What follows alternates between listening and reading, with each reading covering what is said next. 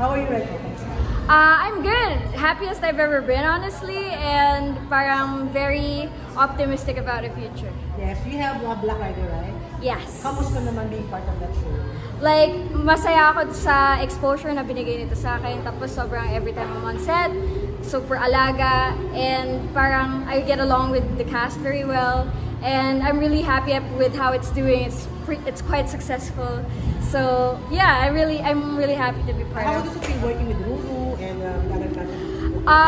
I think si Ruru meron siyang pagkakalog na hindi ine-expect ng mga tao. Na parang na yung image niya kasi he's very he's very good boy image. Pero sobrang kulit niya. Tapos actually like yun yung factor kung bakit sobrang saya ako na makatrabaho sila. I'm always looking forward to taping these kasi yung cast, yung cast, parang comedic part kasi kami ng cast ng Black Rider. So super mga komedyante yung mga nakapaligid sa akin palagi, mga kalog na tao. So, hindi ka ba na-ilove or natakot? Siyempre medyo kinabahan kasi mga natihan na silang artista. Yeah. Noong una talaga, tsaka parang yung pagiging starstruck ko, never nawawala every time na meron ako nakikilalang bago sa set. Recently nakilala ko si Justonia Larcon, Polo Ravales, kasi part rin sila ng cast. Pero first time na ma-encounter ng character ko yung mga character na yun. So I'm always excited to meet new people and have new experiences with these new friends. So yeah. So wala ka paramdam sa iyo na parang hindi ka welcome mo lang ganon? Wala. Siguro the closest to that I can describe is kapag merong mga artista na kapag pagod, hindi talaga masyado nag-i-interact. So I would, think na, that's kind of cold. Pero at the end of the day, naintindihan ko din. Kasi ako din may mga araw na gano'n na parang medyo I don't wanna interact with anybody kasi puyat, pagod, tapos ang tagal mag-antay sa set. Tapos very hectic yung environment. So parang hindi yun may iwasan na maging parang hindi chipper palagi. So, yun, may ganon, syempre, hindi nawawala. Pero generally, everyone is so kind to everyone else there. Salome, may mga baguhang mga sexy stars from Viva Max na nagpunta sa Black Rider. Naapektuhan ka ba sa pagsulpot nila sa show? Hindi naman. I'm always actually really glad every time na meron nagjo-join sa roster ng Viva Max kasi I'm really passionate about film and erotic film, especially being a pornographic actress. So parang natutuwa ako na mas marami nang nai-introduce sa industriya namin. At maraming nagkakaroon pa ng opportunity. So walang ganong feelings of enmity or whatever. Tapos sa Black Rider naman, si Angelica kasi yung recently nag-join ng cast namin, sila ni Madam Inuts. And si Asi Acosta ba kasama na doon? Hindi pa ata, not to my knowledge. Hindi ko pa siya nakikita on set. And wala rin po ako nababalitaan. Pero si Angelica has been part of our cast for a few weeks and I've been working with her a bunch. Kasi I've been taping, mag-i-interact na si Nympha at si Annabelle. So, abangan po natin yun kasi we're shooting that right now. So, yun. Salome, we all know naman, naging very open ka, na pinasok mo ang porn industry. Wala bang regrets? Kasi ibang mga artista, may regrets pagka napasexy. Napasexy na. Kapag nakatawid na sila. Ikaw bang walang ganon? Wala naman kasi it's always been my goal to be one of the first people to do the adult content and to do mainstream work simultaneously. Because I'm very passionate about those two things. Lalo na ang film. I've always been a film fan. I've always been a showbiz fan. So parang I'm really passionate about that rin as much as I am passionate about my porn and my sex work. Kasi kapag ganyan, ano ba ang misconception ng tao?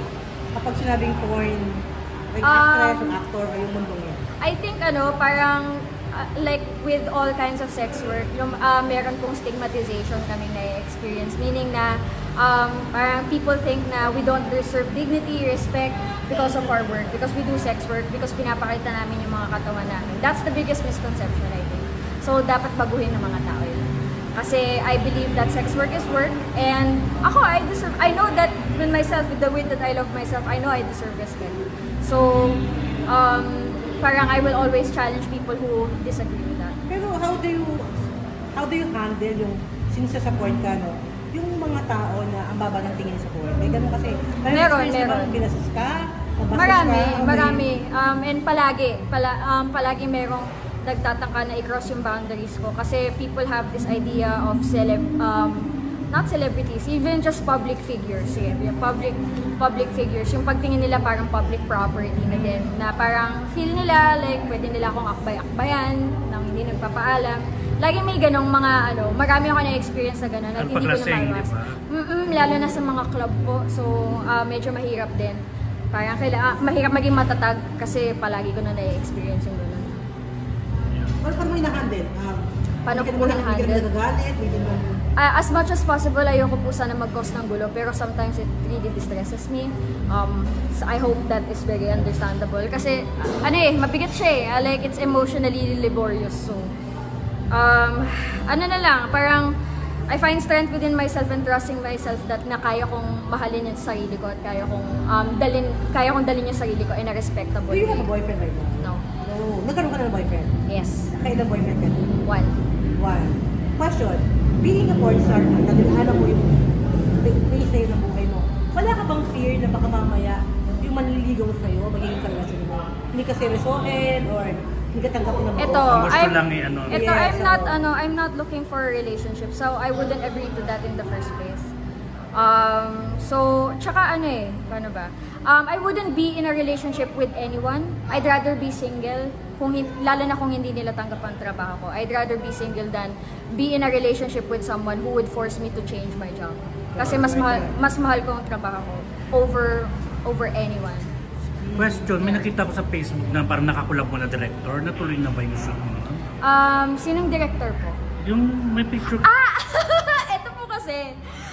Lang po, eme lang na po namin yun. Kasi alam namin na he's quite conventionally attractive. Alam namin na maggagawa ng ingay. Anong pangalan ni Direk na? Si Christian Paulo Lat po. Ano po siya? Christian Paulo? Lat. Christian Paulo Lat. Ano po siya? Director rin po sa Viva Max. Tapos doon ko po siya nakilala kasi maliit lang naman po yung community ng Viva Max. So yun. But napag-usapan lang namin, nakakatawa siguro no, kung pag-isipin natin yung mga tao na nag-collab tayo kahit hindi naman totoo. Baka walang camera lang natuloy ang collab. Hindi kaya? Hindi. Mabait yun si Direk Christian. What is your parents' reaction about it? Na pinasak mo ang Hindi po sila happy. Pero okay lang kasi na sila parang they're not a part of my life anymore. And hindi ko rin naman hinahanap-hanap yung company nila. Tsaka yun nga parang I'd rather be by myself than be with people na hindi tanggap kung sino ako. Kaya ganun din yung reason kung bakit I'd rather be single than engage in a relationship na hindi tanggap yung trabaho.